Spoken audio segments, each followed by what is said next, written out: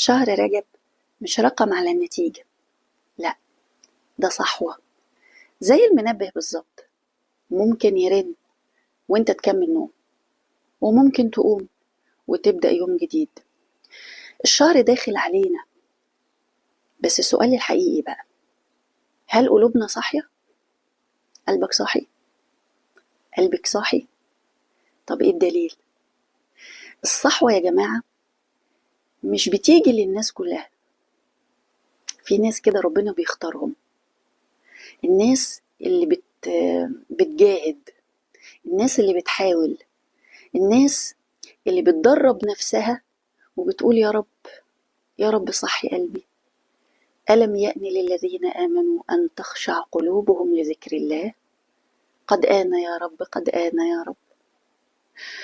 حلو قوي معنى ان انا ألمس ان شهر رجب جاي يصحيني، جاي يقول لي فوق، يلا فتح عينيك، بص حواليك، خلاص في ايام داخله عليك، محتاج ان انت تستعد، تفكر، تبتدي توجه نفسك، تبتدي تراجعها، تبتدي تعيد حساباتك.